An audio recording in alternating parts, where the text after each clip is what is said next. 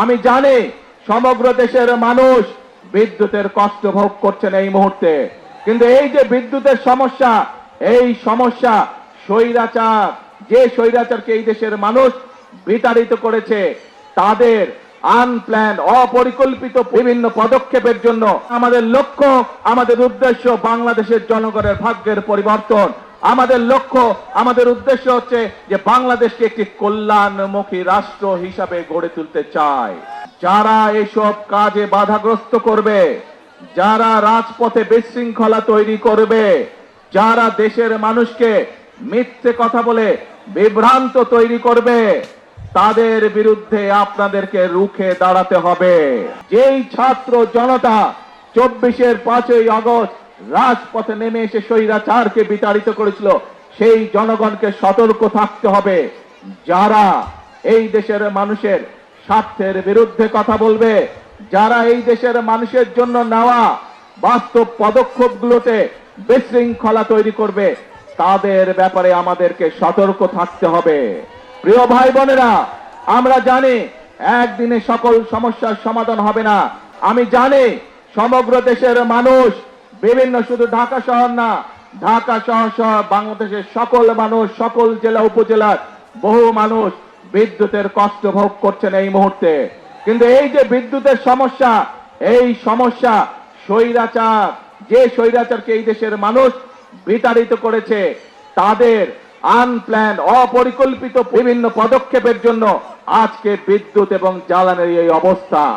প্রিয় ভাই বোনেরা, আপনারা যেহেতু বিএনপিকে নির্বাচিত করেছেন, বিএনপি দেশের মানুষের দল, বিএনপি এদেশের স্বার্থেই কাজ করবে, বিএনপি এদেশের মানুষের স্বার্থে কাজ করবে। আজকে এখানে দাঁড়িয়ে আপনাদের সামনে আমি বলতে চাই, এই আগামী 27 তারিখে আবার জাতীয় সংসদের অধিবেশন শুরু হবে।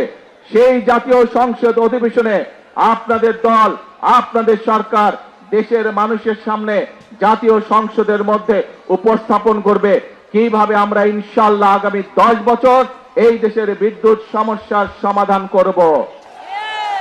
সেই পরিকল্পনা আমরা দেশের জনগণের সামনে উপস্থাপন করব পবিত্র জাতীয় সংসদে।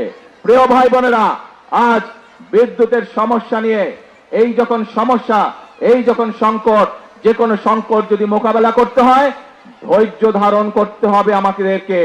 যে কোনো সংকট যদি মোকাবেলা করতে হয়, ঠান্ডা মাথায় পরিকল্পনা গ্রহণ করে ধীরে ধীরে সংকটের মোকাবেলা করতে হবে। কিন্তু আমরা দেখছি এই সংকটের সুযোগ নিয়ে কিছু সংখ্যক ব্যক্তি রাস্তায়, রাজপথে বিশৃঙ্খলা তৈরির চেষ্টা করছে।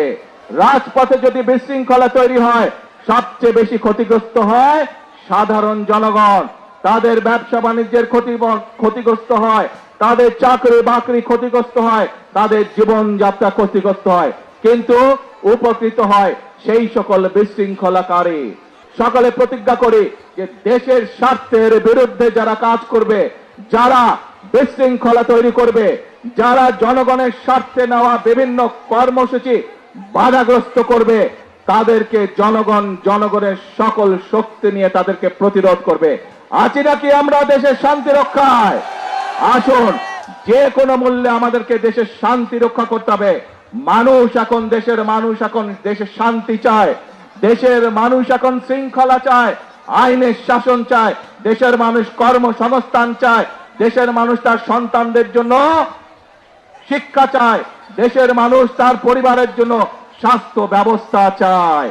এই কাজগুলো যদি করতে হয়, আমাদেরকে তাহলে ধৈর্য সহকারে অবস্থা নিতে হবে, ধৈর্য সহকারে আমাদেরকে সময়ের জন্য ধীরে ধীরে সময়কে সুযোগ দিতে হবে, এবং একই সাথে আমাদেরকে সতর্ক থাকতে হবে। যারা বিশৃঙ্খলা তৈরি করছে তাদের ব্যাপারে আমাদেরকে সতর্ক থাকতে হবে। আছেন নাকি আপনারা আমার সাথে? ইনশাআল্লাহ। প্রিয় ভাই বোনেরা, আপনাদের কাছে প্রত্যাশা, 12 তারিখে যেভাবে আপনারা সমর্থন দিয়ে আপনারা আস্থা রেখেছিলেন বিএনপির উপরে, পরিষ্কার ভাবে আমি বলে দিতে চাই, ইনশাআল্লাহ আপনারা আস্থা ধরে রাখুন।